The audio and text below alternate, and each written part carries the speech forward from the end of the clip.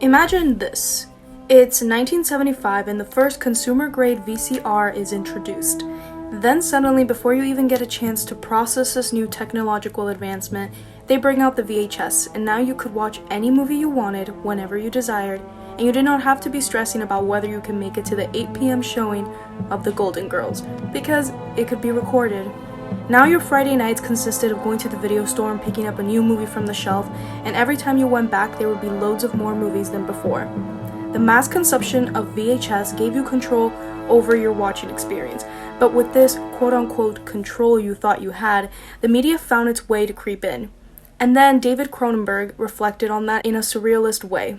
Videodrome tackles how society feels more dependent on media and how this mass consumption is a terrorist to the public, which will always interfere with our day-to-day lives.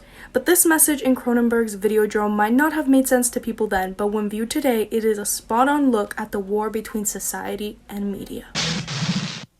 I think that massive doses of Videodrome signal will ultimately produce and control hallucination to the point that it will change human reality. The tagline of the film, "First, it controls your mind, then it destroys your body," is a terrifying concept in itself.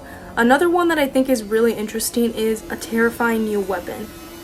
Taglines work to give a quick insight as to what the movie will entail, but if you take away where these taglines come from and use them to describe all the technology we have today, I wouldn't doubt it for a second.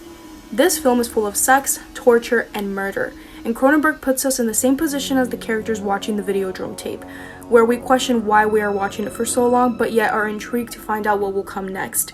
He forces us to watch Nikki Brand, for example, stub a cigarette on her stomach, or watch Max Wren stick a needle through Nikki's ear for an uncomfortably long time. Cronenberg is excellent at tapping into the viewer's subconscious and letting the images stay in our heads. It has been about a week since I have seen this film, and I have yet to forget any part of it.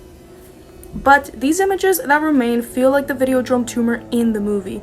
The Videodrome transmit, full of all sorts of torture, creates a brain tumor in those that watch the show, and then this leads to people in the movie to do exactly what the video tells them to do, even go as far as killing those around them. Slowly as the movie progresses, the tumor inside starts to take over more, and there is less of you and more of Videodrome. A specific line, "Television will change your mind, it will shatter your reality," is scary true in today's day.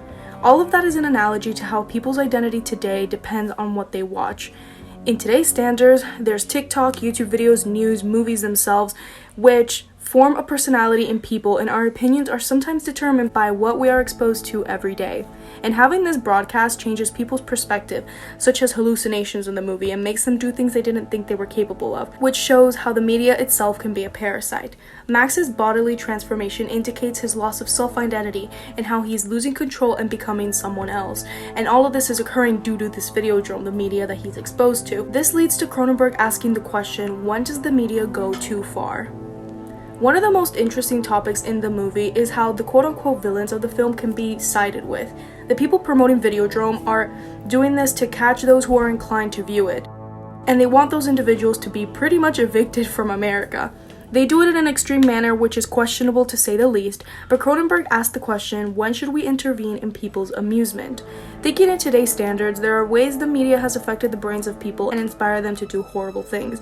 But I think Videodrome explores where to draw the line and decide who's at fault, the media or the person in the first place. I think the movie shows that there's enough argument for both.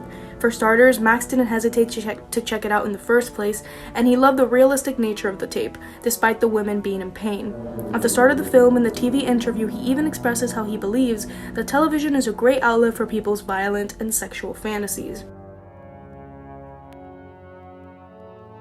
But then, the other side, why did someone create these videos in the first place? Even if their goal was to catch the culprits who would fall for it, why create the monster anyway? The use of body horror also indicates how predictive this film truly is, such as the hand attached to the gun. This merge indicates how Max is not violent. James Woods' performance in the scene shows that he doesn't really want to do this, but he has no choice due to Videodrome.